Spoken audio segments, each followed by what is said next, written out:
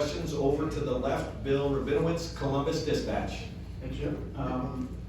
What are your just general impressions of the offense coming out of spring, especially quarterback? We'll look at all 15, so I think, this day is a big part of it, because it was the first time they ever got to play.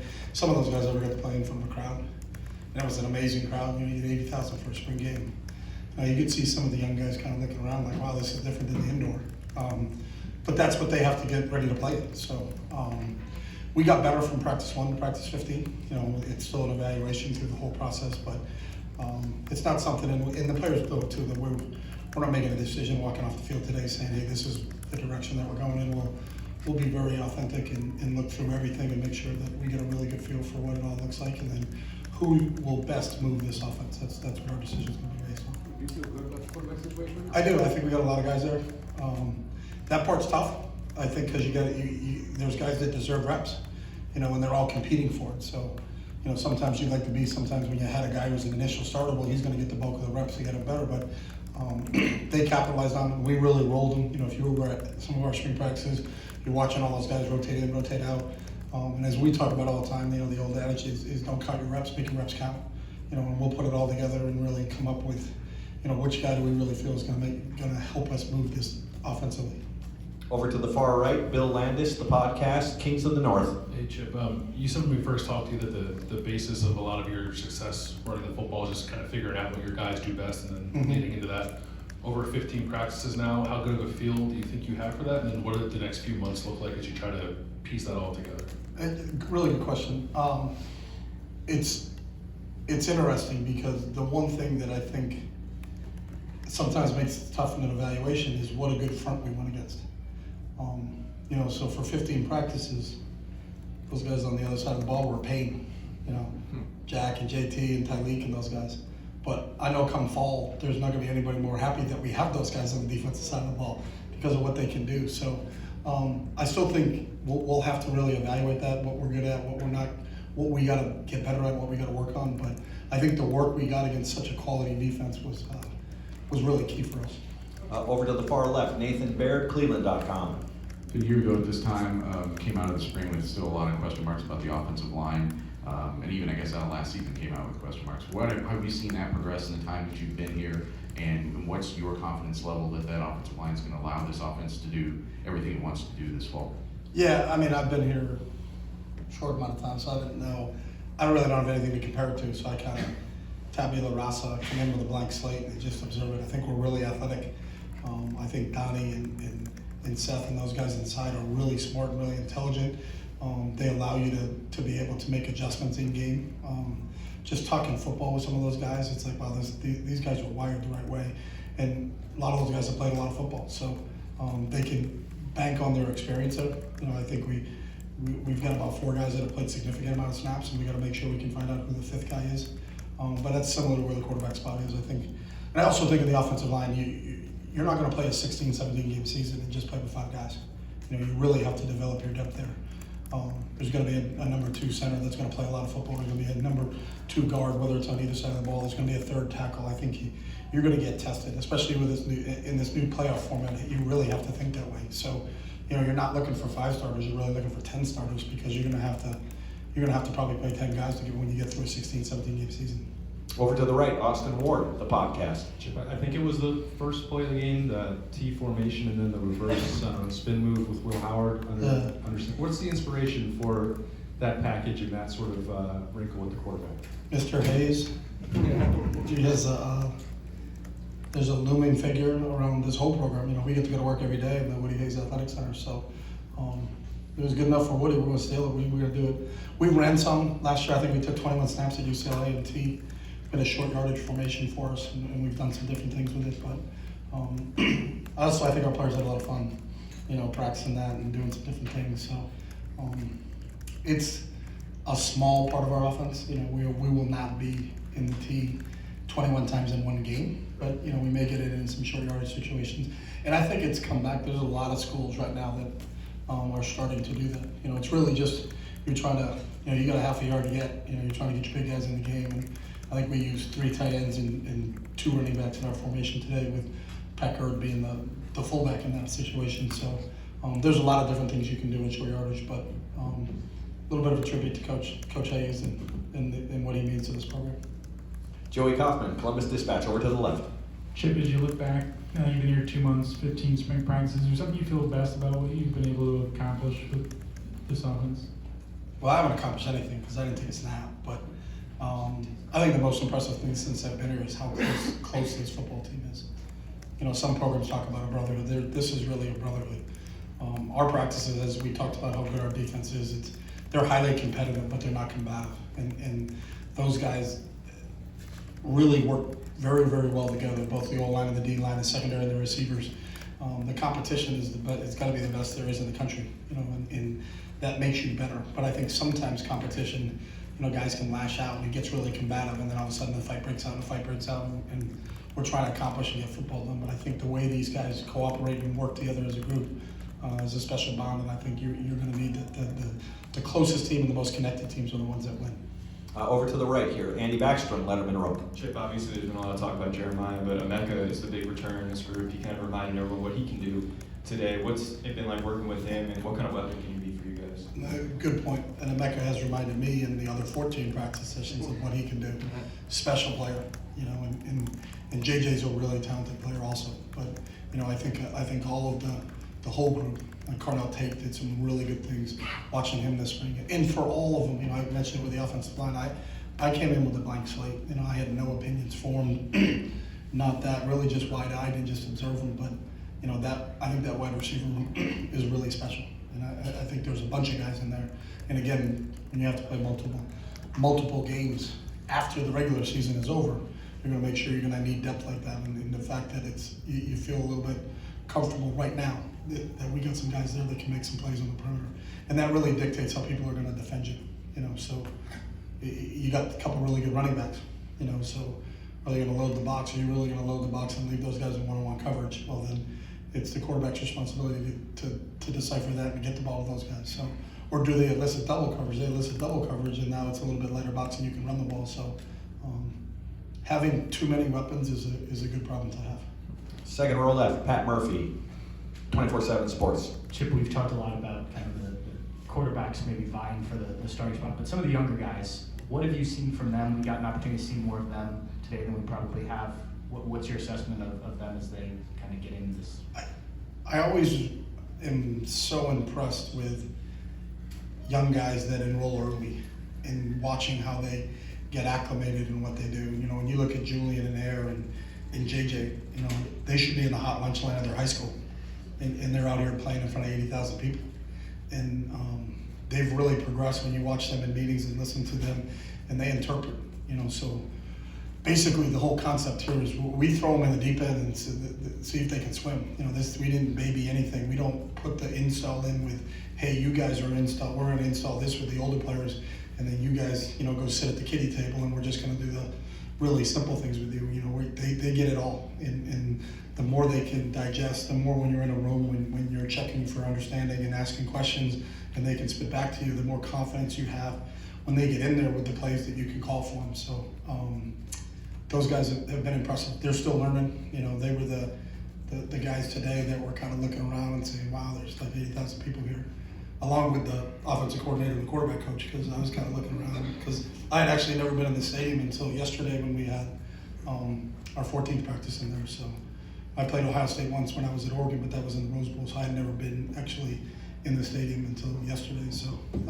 I caught myself when I went into the stadium today looking around saying 80,000 for a spring game, that's impressive. Got time for just a few more, folks. Over here to the right, Dylan Davis, Delaware Gazette. Given what you just said about throwing them into the deep end, what stood out the most to you about Julian's progression through 15 practices and where he is as you guys head out of spring? Julian is a very fast processor.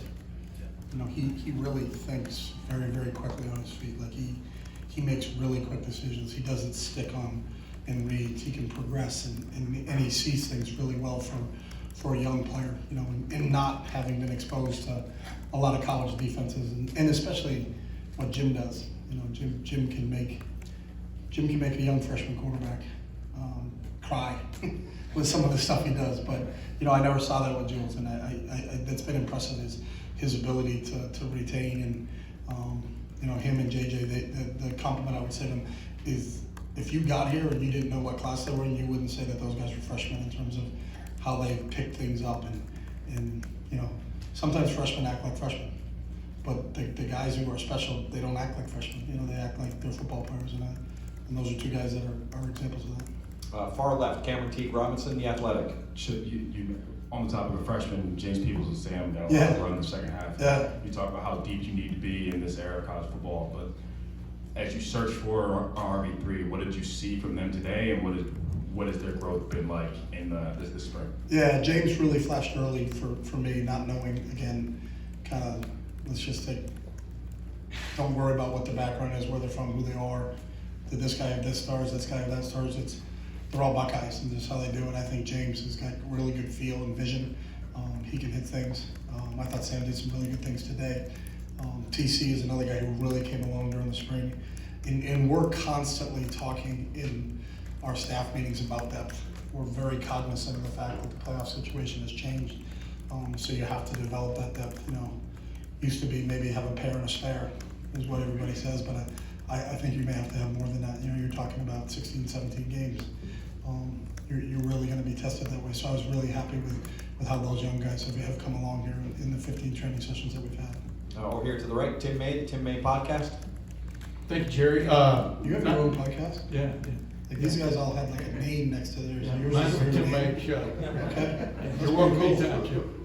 You must have some juice if you got your name in your podcast. Definitely. Okay. I like it. It's not just the lunch line, it's the hot lunch line, that's what I like. Yeah, it's a hot lunch line. Yeah. Just two quickies. Number one, do you feel compelled to let these quarterbacks know where they stand? You know, it's Yeah. coming up Tuesday, you know what I mean? Yeah. You know, where does that go? I mean, in your mind?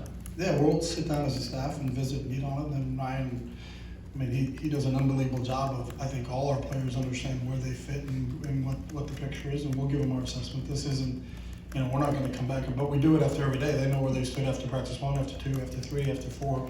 We grade everything. They're getting constant feedback in terms of where we are, and then after 15, which we had today. But we can't do it unless you watch the film and can really look at the things, because you may see something, but you're on the sideline. Yeah. You know, why did he make that decision? Well, I couldn't really see the field safety from where he was. Okay, now I understand why he made that decision. So, you know, we'll have meetings with all our players, and that's always been the method. So this week during, you know, between Monday through Friday, we're all scheduled. No one's going on the road to recruiting until after that, but we'll all have player meetings at every position. Yeah. You know, offensive line, defensive line, linebacker, safeties, everybody's going to sit down with their position coaches and know where they fit and But where we see them. But do you feel a pressure with the transfer portal looming? I mean, you know, you've been a head coach for a long time. I mean, is that on your mind that Tuesday? Yeah, I think can alter what you we're all got? aware of it. Yeah. I'm 100%, and I don't think it's pressure, but I think it's just open lines of communication, and everybody knows, you know, what your evaluation was through the training sessions that we have. Guys, we got real quick, last 2 questions, Dan Hope and then Rob Aller. When do you feel like you need to have a starting quarterback named by, and what are the biggest things you're going to be looking for between now and then in determining who that guy's going to be? Well, between now and whatever that is, we're not allowed as coaches to go back out in practice with them. You know, in college football, you get 15 training sessions in the off season, and then they'll go back to working with Mick in the weight room and getting bigger, getting faster, getting stronger. They'll have organized activities themselves, and they do a really good job of that. But once there's a football out, like, we're not allowed to be there to evaluate and even assess. So they're really, from a football standpoint, on their own until August. So you always want to do it earlier, but I also believe every time I've been involved in this is that it kind of happens organically and authentically, you know, because the players know. And if you say, hey, we decided we're going to be with Joe, and they all think it's Tim, you know, they know. They're in the locker room with them every day. Players understand, you know, who they feel is the guy, and most of the time the decision is very obvious, you know, when you just say, hey, this is where we are with it, you know. But there's that timetable thing. I can't give you an exact timetable on that. So, Rob? Chip, you talked about Julian, but typically in your experience, you've done it, again, like Tim said, a long time. How long does it take for the game to slow down for a young QB? I think it depends on the individual. You know, I've had some kids, where early, you know, you were like, wow. Marcus Mariota was like that. I remember vividly, second practice, and he got to the fifth reading the progression and threw it out here, and it was a big game. And I asked him why. I do it a lot. I asked why, because I just want to understand it. And I said, why did you do that? And he goes, I don't know what we call that defense, but there was like a lot of guys over there. And it didn't seem like there was anybody over there. But for him to process it that fast, he was right. And he came back the other day, well, that was cover 6 the other day, Coach. I learned what you guys call coverages. But it all happens differently. I've got guys that for 2 years seem like they're just, you know, they're really struggling, and then the light bulb goes off and you go, whoa, like they got it. So everybody has different learning styles. You know, our job in the evaluation process is to identify those learning styles. So, you know, are they a cognitive learner? Are they an auditory learner? You know, do they learn by feel? Is it more a feel guy? You know, a more film guy? You know, it's all different, and I think we have to keep poking and prodding. And for us as coaches, that's the challenge too. Is what is their best learning style, and how can we convey it? Because education basically is just a transportation of knowledge. But it really doesn't matter what I know or what Ryan knows. It matters what they know. So that's always kind of what we're working on and studying and thinking about, and kind of where we are and how much can they handle, and then how much is too much. You know, because this may be a great play. I agree 100%. But if you don't feel it's a good play, then why is it in? You know what I mean? And that's this whole feeling out process that they're learning us and we're learning them. So. Offenses have identities, so do coaches, really. Mm-hmm. Running quarterbacks, is that something you've always sort of leaned toward, or is it year by year, case by case? What advantages do you like about, because all your guys can run a little bit, or a lot. Yeah, I think a running quarterback causes problems for a defense. So when plays break down, the unscheduled plays, you know, if you just go back to the recent Super Bowl, on that last drive, the 2 big plays were Mahomes' run. But Patrick Mahomes is not a runner. And he's not calling design quarterback runs for Pat. But when the defense matches up and plays 2-man and turns their back to the quarterback, well, maybe the best decision is to take off. You know, the second one he took off, like, he may score. You know, a lot of guys go and they want a hook side. You know, and there's times where you have to understand, if you do have a running quarterback, and we talk about the best ability is availability. You know, you're not lowering your shoulder and taking people on, but we are always looking for quarterbacks that have the ability to run. We're not looking for running backs that can throw. You know, so you're not going to see us 20 times a game we're running the quarterback. There are people that run offensive styles and are really successful with it, but with this group we have right now, that's not. Now they can hurt you with the feet. Will did it when he was at K-State. You know, obviously Devin took off a couple times today. Eric took off a couple times today. Lincoln's a really, really good athlete. Julian can run, but you know, we're not calling design quarterback runs. You know, you're not going to see. You know, a tremendous amount of respect for Coach Hayes and the legacy that he left here. The straight T is about as far as we go. We are not going single wing. So we are not going to snap and run quarterback ISO and quarterback power. So, but it's another weapon, you know, and it also keeps defenses honest. You know, if your defensive end is going to continue to bend and the quarterback pulls him, he's on the edge and he's gaining first downs, well then the defensive end has to stay outside and contain the quarterback. Well then we can run the ball up and hand the ball off. Sometimes in our running game, our quarterback really is a blocker. He's responsible for a defender. If the defender is cheating and fitting in on the run, well then his responsibility is to make the defense be honest. And that's really, Eric did that a couple times today. And we had to block, the safety was sticking his face in there. So Eric took off around the edge. What happens the next play? The defense is wider. Then what do we get to do? We get a chance to hand the ball off to the running back.